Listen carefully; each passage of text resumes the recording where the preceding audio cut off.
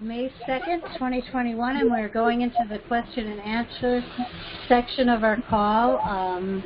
And especially if you have questions for our guest Margie about resiliency, we would love to hear from you.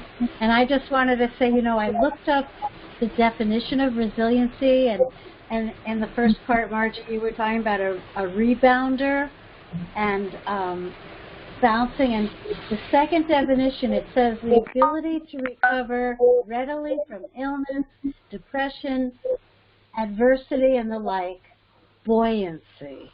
And I thought that is so cool. So I just wanted to share that. Great. Okay. Has anybody texted any questions or? I wanted to say that many people get so discouraged because they don't know how to talk to their family, or they don't know how to get the support of their family. They feel they need to, and maybe you could speak about that and address it a little more. I know you did address it somewhat in the first part. Well, I think that the number one, again, action a person can take, twofold, but number one is nurturing that relationship with oneself. Nurturing one's relationship with oneself is a spiritual practice. That because and lowering expectations and accepting life on life's terms, and knowing that we ultimately are responsible for our happiness, no matter what is the warrior, no matter what comes down the pike, no matter how egregious someone's behavior is, no matter how, quote, wrong they may be, we are still responsible for how we feel.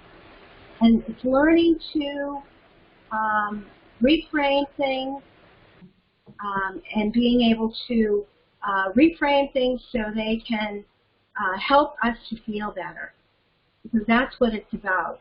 We're not here to convince anybody of anything. I mean, I think initially people get all the information they need to know, and ultimately people believe what they want to believe.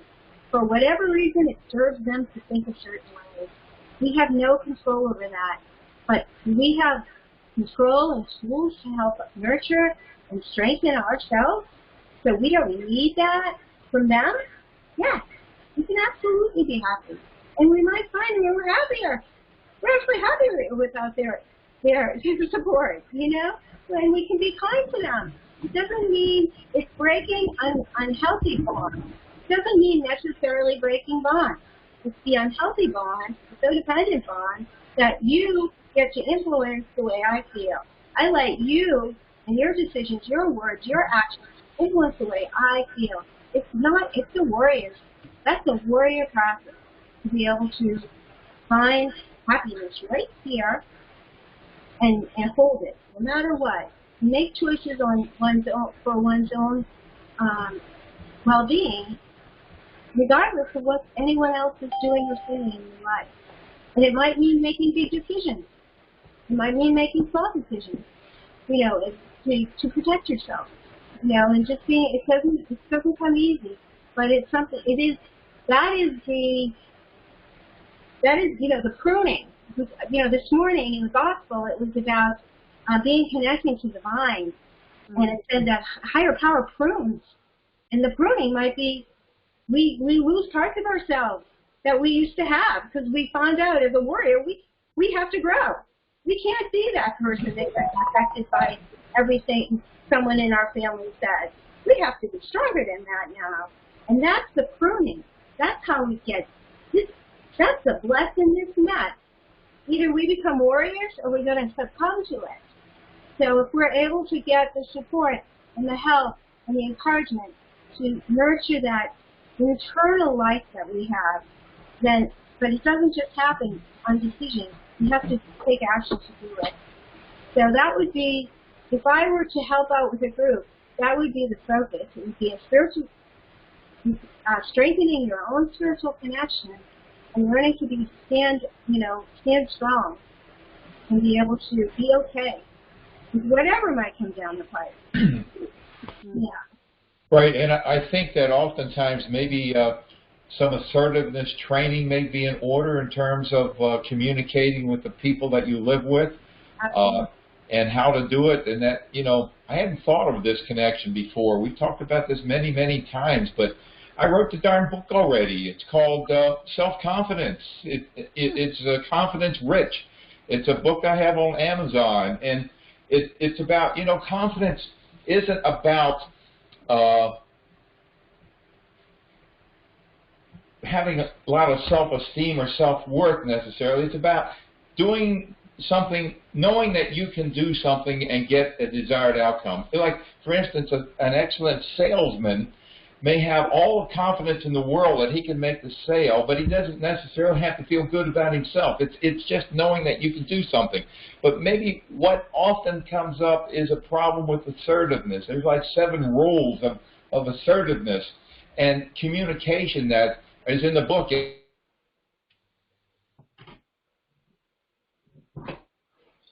We can look at in addition to strengthening your spiritual connection and everything else, and handling your, and ultimately, yes, you may get divorced. You may be best. You're looking for you. You're looking at the best for you. Exactly. In all relationships, and maybe it's just making a small decision to begin with, having a separate bedroom, getting your own laundry taken care of, whatever. But, right.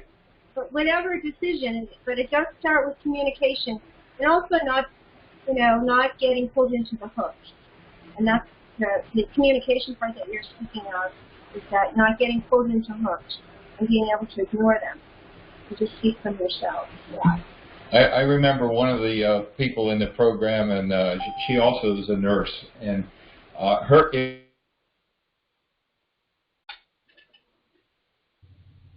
the area. So she figured out a way that she could be separated from the cats, and they could do their thing, and she could have her life, and she got her life back.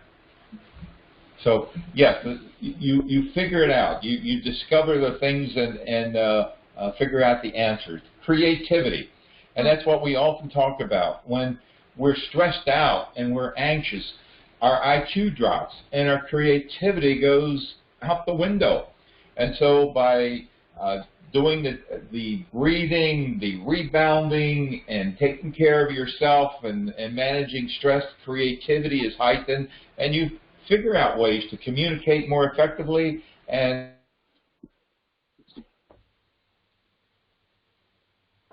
Facebook post, and it's true, and it's a great title, a great lead-in for my book, and that is, who are you going to live with for the rest of your life? Who is that person?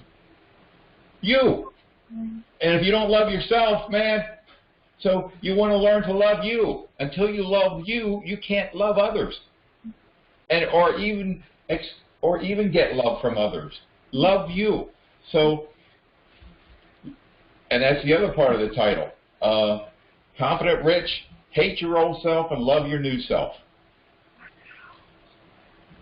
So that's great. No, has anybody texted in or called in? Yeah, Richard. Alice has a question. Alice. Okay. Great. Okay, Alice. Yes, hi. There are several things I have questions. Right now, I'm getting these dry, slimy things that come off my back. They're just falling off me. I started the program. I usually the 50%. Everything I'm supposed to do, I'm doing. I'm shedding more than ever. And besides the translucent, slimy-looking things that come off me, something has happened during the past week or so. I get little oblong, elongated, the size of an ant kind of things coming out of me. Okay, so what is your question? What is your question, Alice? What is your question? The question is, what are they? It seems to me some of them, I believe it looks like they're moving even. I think I'm going to Okay, well, number one, we're not here to diagnose. We can't diagnose. I doubt that there's anybody in the world that can diagnose what's coming out of you. So they're organisms. We call them organisms coming out of you. So let me do the FDA disclosure. The FDA requires that I inform everybody on the call that we're not here to diagnose. We're not here to treat, cure, mitigate any disease. We're here to educate you. Before you start my diet or accept any of our recommendations, you're to discuss them thoroughly with your medical doctor to make sure they do not interfere with any health problems you're having. So back to you, Alice. I don't have any other health problems. Richard, I've communicated with you before. I was going to send you an email on this because it got me very upset. Please let me address your issue. There's an infinite number of things that can be coming out of your body. There's nobody in the world that I know of that can identify what's coming out of your body. The point is that as you're on the program, remember, your skin has been destroyed. How many layers? We don't know. 3 layers, 4 layers of skin, and it's got organisms in, so you don't want to keep them inside. You want to be on the diet. The diet keeps you from being a walking, talking, breathing machine. So the first thing is I am on the diet. I just started about a week now.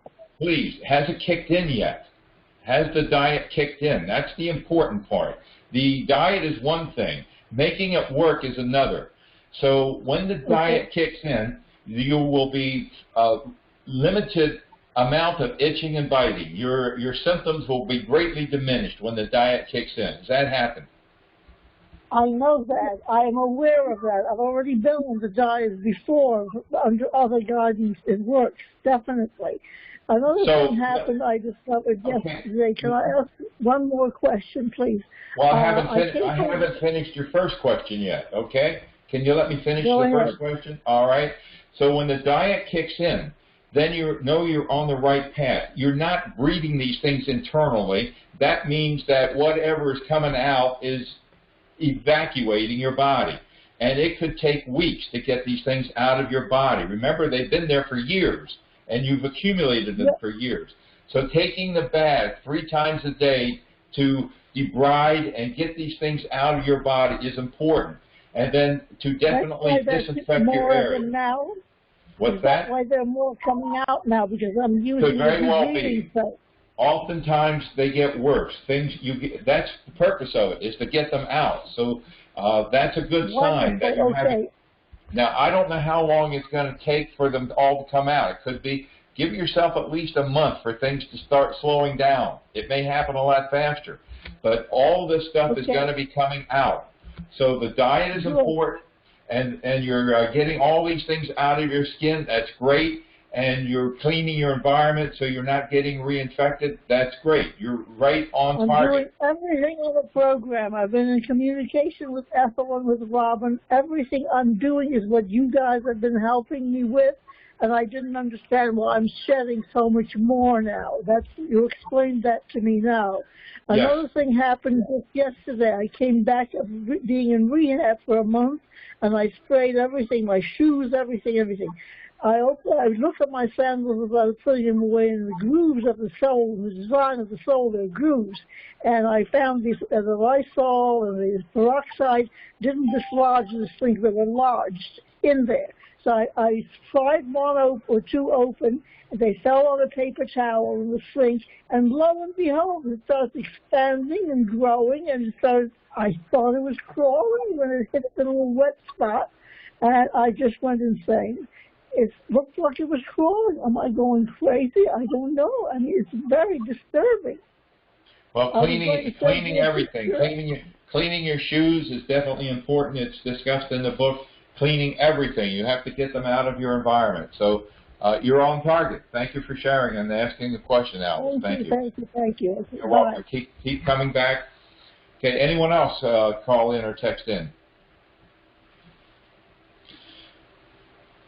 You know, we talked about diet last week, and I did a recent update about onions being a superfood, and a fellow, I forgot his name, I'm going to put an update and give him credit, but he claims that by incorporating onions and leeks and other foods that are on the diet that are prebiotics,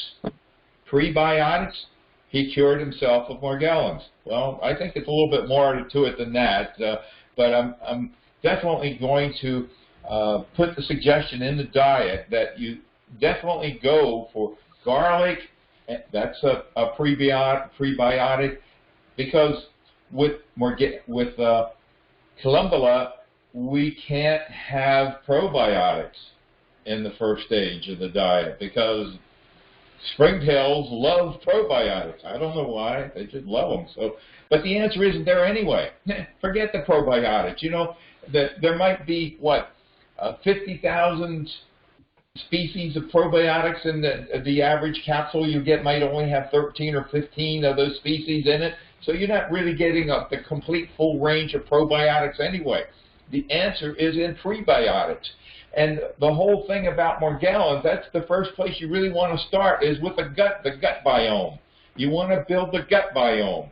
And it's been destroyed with glyphosate and many people. I was reading something today where there's a thing where people have 4 times the normal amount of alcohol in their body. So if you're driving down the street and you get pulled over, brain fog is the main symptom. Brain fog is it. You know, people suffering from brain fog. That's all of us. You know, brain fog. One of the best things, of course, is to boost your glutathione. That greatly. But where does it come from? Well, it's the overproduction of yeast, and add in sugar, and you create alcohol, and so that's why many of us may be suffering from brain fog because we have abnormal levels of alcohol in our bodies from a diet that contains sugar and lots of refined grains and sweets and things like that, and contributes to brain fog. And the best thing is the King diet. Take out the rice if that's the case. Take out the white rice, but and that's the answer: is the King diet, and then to look into our kinase enzymes to chew up that chitin, the fungal organisms, and the lufineron, and to inhibit them. And then we have the calcium dayclex. I don't know if you're aware of these supplements that we've added, Margie, but they're incredible. We have calcium dayclex, which inhibits the production of the hyphae that all fungal organisms have to extract the nutrients from their host. And then we have kinase enzymes, which break up the chitin of the fungal organisms. It breaks up biofilm. And, you know, even the mouth parts, it goes after the mouth parts of mites and things like that. And then we have lufineron that we've been using for eons so it's a very effective program. So this all helps diminish the brain fog and bring down the alcohol level in the blood that most people don't even know. You know, when you have this happening, you just get accustomed to these higher levels of alcohol. And it could be 2-3 times more than normal limit, and it's normal for you. You can drive and you can function just like everybody else, but you could be arrested for drunk driving if you get stopped, and not have a drop of alcohol to drink. So, anyone else have a question they'd like to text in or ask? I have a question for you and Margie. I would think from Jen. She says, what does someone do without family or friends? All friends have left me due to Morgellons. My family is deceased. I have one online friend, but she is suicidal, and she has Morgellons also. I don't know what to tell her. She can't afford an LLMD. I don't know what an LLMD is. Lyme literate doctor. Okay. Lyme literate medical doctors, LLMD. And, you know, the bottom line is we are supposed to tell, we're not, like I said before, we're not doctors here. And the doctors kind of rule. Technically, you should go to a Lyme literate doctor or somebody specializing in Morgellons. And if you go to any of the doctors listed in my book that specialize in Morgellons, or if you find one, they are going to treat you for Lyme disease because bottom line is 90%, according to their research of us who have Morgellons, also have Lyme disease, one or two different varieties of Lyme spirochetes, plus there's a third one that exists in the mouth as well. So But what they do, unfortunately, and I went through the routine, is they treat you with antibiotics, a rotation of different antibiotics, and people have been on, I was on it for 6 months, and worried that my immune system wouldn't be able to handle a common cold once I went off. But people have been on it for 4 or 5 years. We had a guest on 3 or 4 weeks ago who has been on it for 5 years. And then even if you get cured, their own research says that out of 12 people that they did their research, and 2 of them had Morgellons disease, the other 10 had Lyme disease, it didn't cure them. They still relapsed and had problems with Lyme disease. So, well, do it, but you don't have to. You know, when you build health and function through the targeted supplements, because what we're allowed to do here is we're allowed to educate you. We're allowed to educate you how to clean them out of your body with the diet. We're allowed to educate you how to clean them out of your skin with the debriding soap. We're allowed to educate you how to clean them out of your environment and out of your couches, out of your cars and places like that. We're allowed to educate you how to build health and immune functioning. And that's where these targeted supplements come into play. So if you haven't completed the questionnaire, send it in.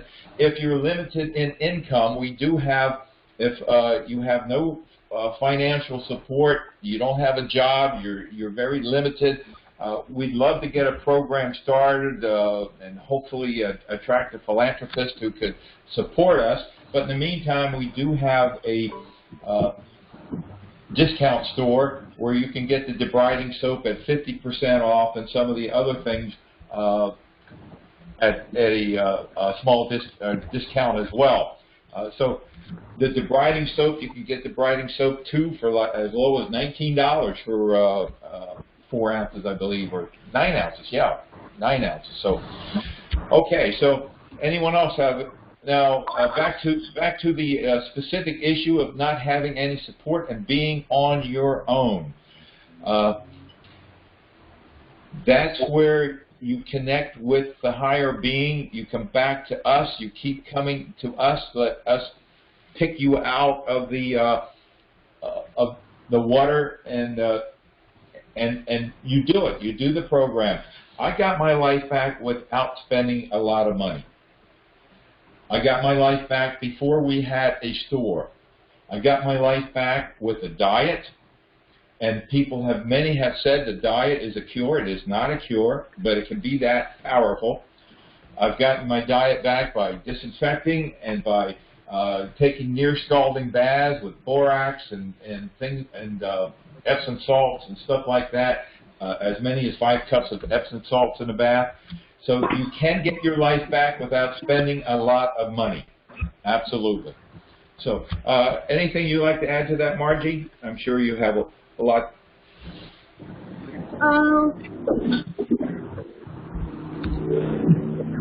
Yeah, it's being isolated and telling ourselves that we're alone and there's no one here. It's just not true.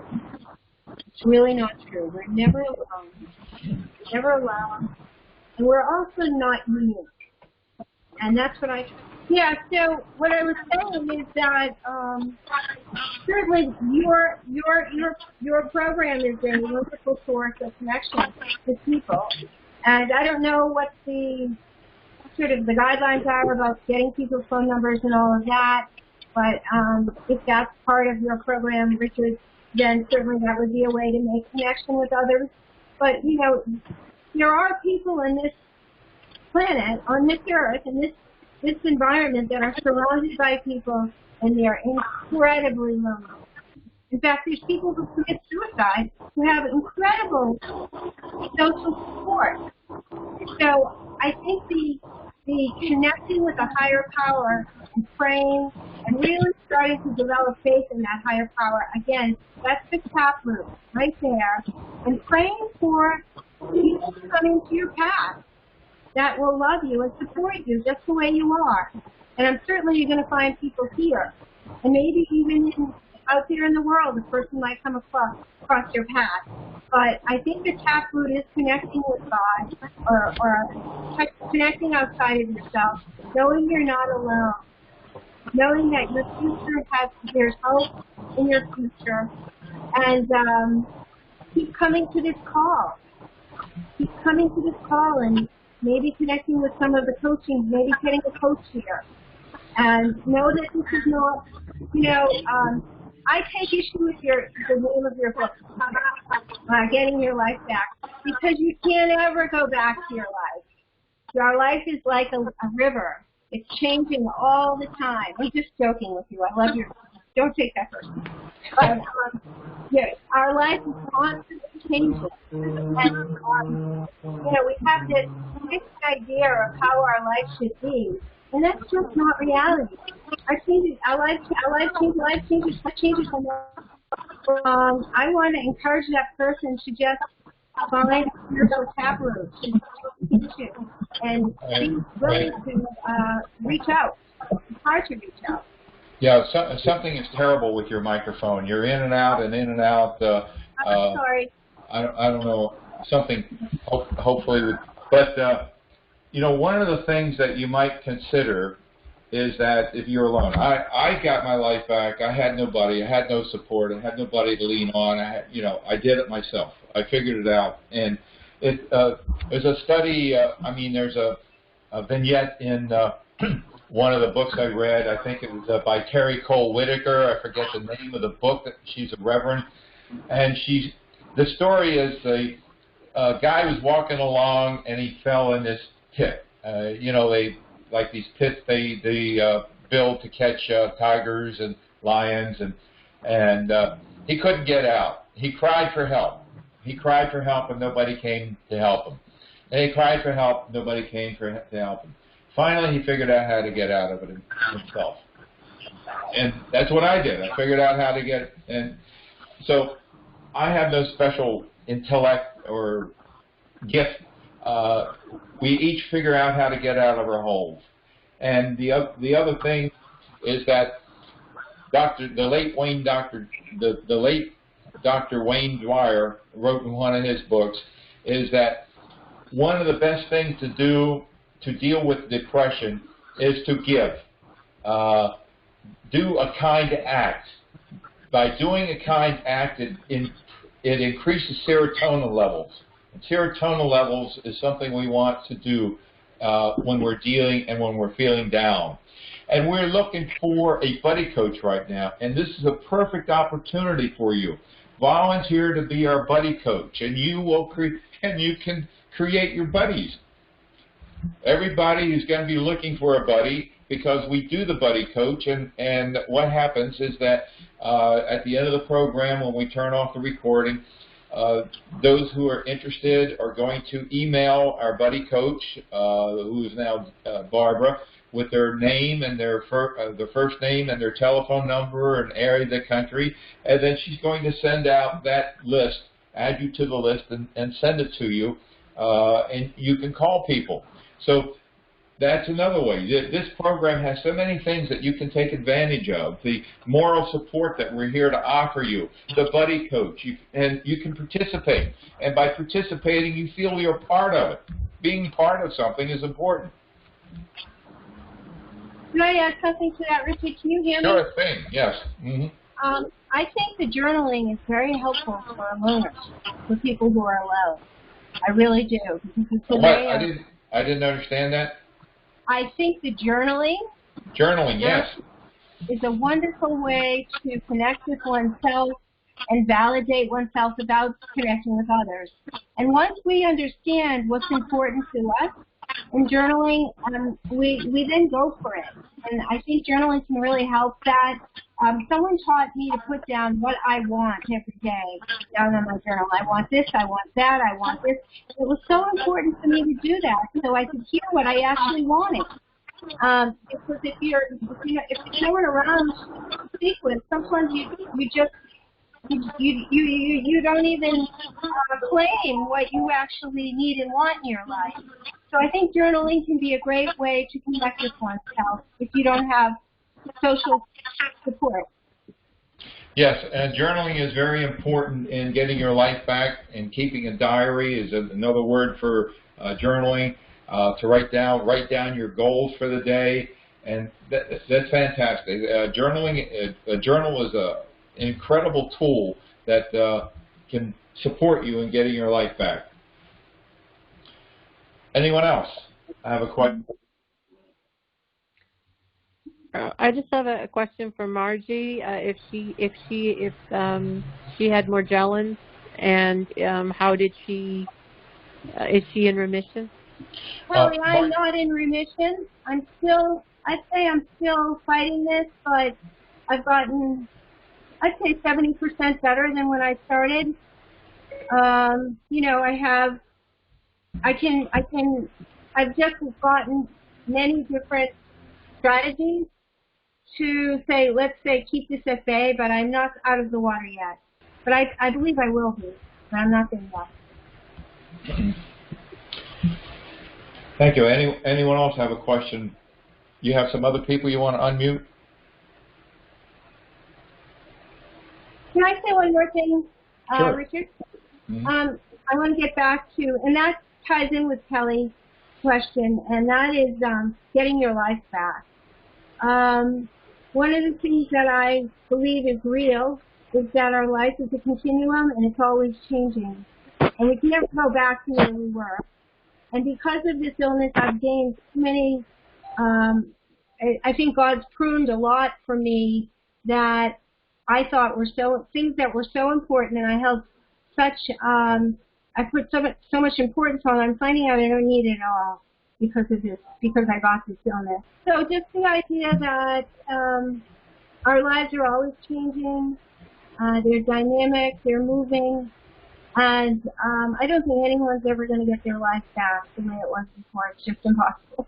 But we will learn so much, and we will get our health back, and we can have faith that I have faith I'll be fully restored, but I don't believe I'll ever be who I was before I got this infection. I don't believe that. I think that that's just not the way life is. But I think I'll be actually a stronger, more resilient person when I'm completely out of the water. And but there are many people who are out, and I won't speak about them here, but there are, and so I look to those people, and I have faith that perhaps I will be. But the other thing is that I don't let this define who I am as a human being. No, this does not define me.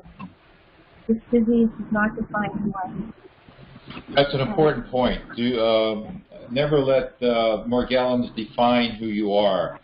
And in regards to getting your life back, most people who do get their lives back actually say they are better than they ever were before. They have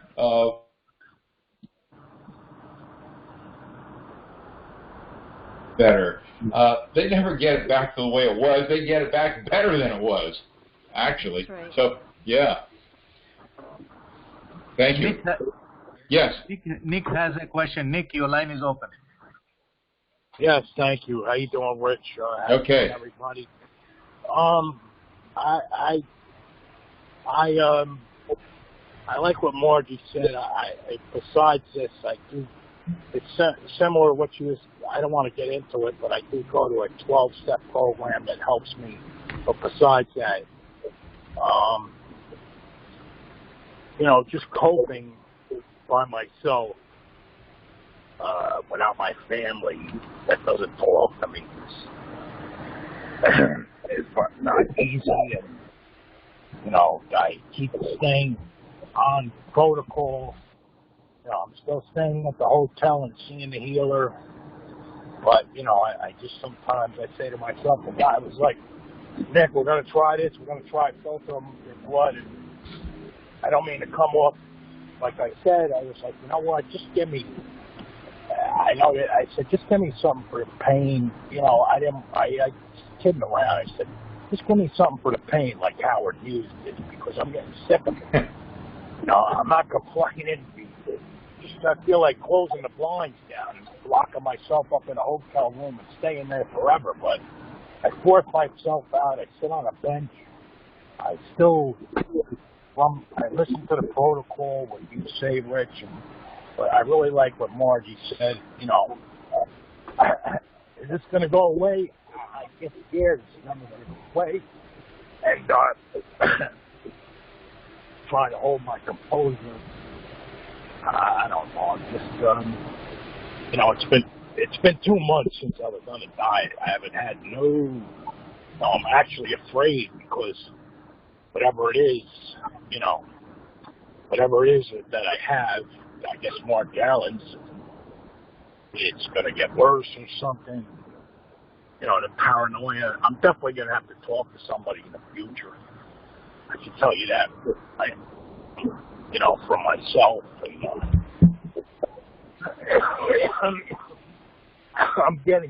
I got a lung infection. I don't know if I got it from that.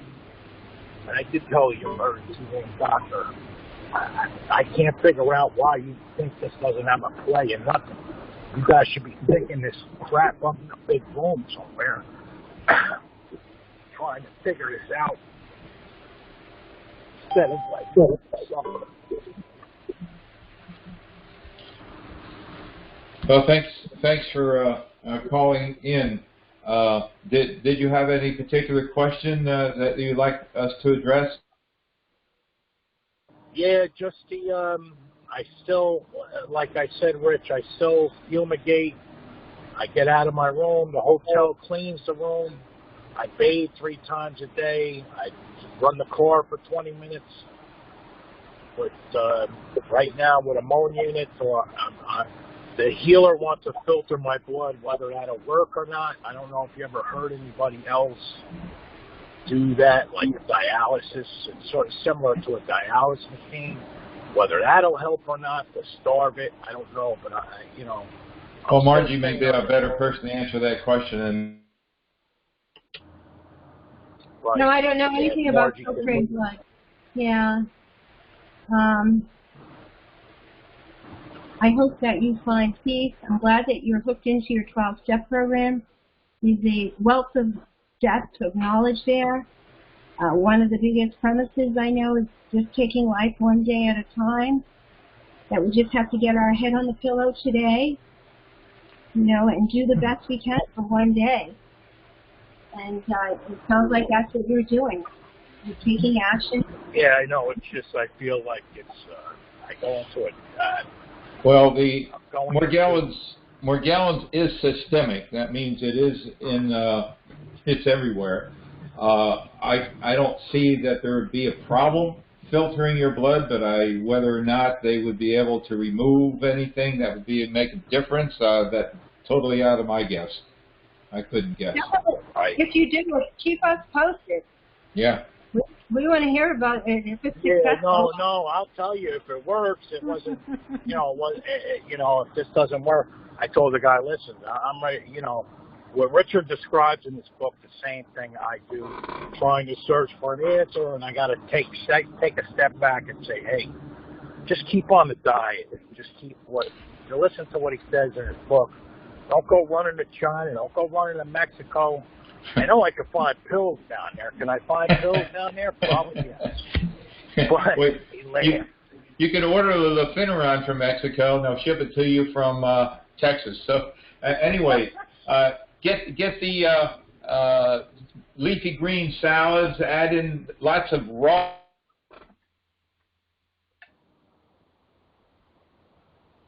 gut biome going for you. Okay. All right. Okay. All righty.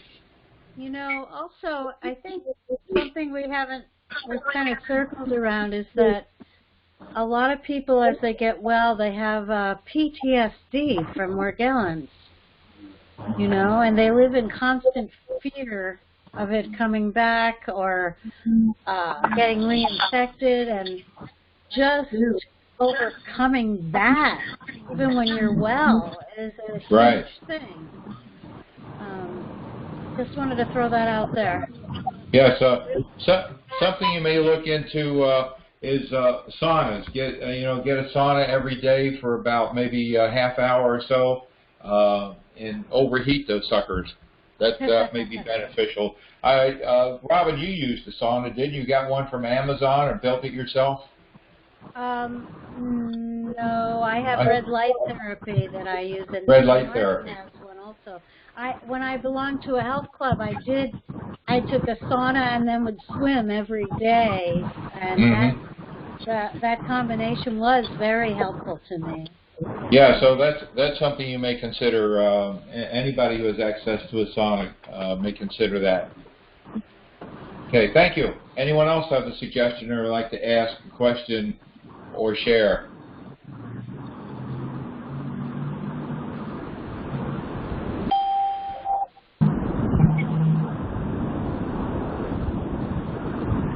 Do you have anything to say? Want to wrap up? I just want to say it's been such a pleasure and an honor to be here with you folks. I mean, we're on the same boat. And, Yes.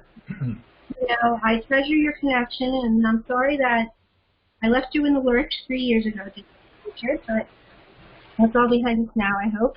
Hey, we're back. We're back. That's good. And if it weren't for you, we wouldn't even be here. Rob and I wouldn't be here. So we appreciate. Richard, I did persist. Yes, we deeply appreciate your contribution. And again, the lady before that was all alone and has a friend who is slightly suicidal. Hey, volunteer to be our buddy coach. Get involved. You can't imagine that having something to do, being involved will make such a big difference, and you'll meet people. So. Anybody else have to share? Robin, you have anything you'd like to say before we close this segment? No, I'm just really grateful for you and Margie. And Margie, I just want to tell you, when I first started coming to these calls and you were doing that, I just looked forward to hearing the sound of your voice. My heart rate would slow. I would smile. I just, you gave so much, and I'm just so thankful. So thankful. It's great to listen to you again. Thank you. Yeah, thank you. Good to be here. And we'll be in touch. And, who knows what God has in the plan for us. I know, Robin, you and I will. We know you'll be hearing from me. So, Richard, thank you so much for this opportunity and the blessing today. And, Chris, thank you so much for all that you do. And maybe we'll do this again sometime.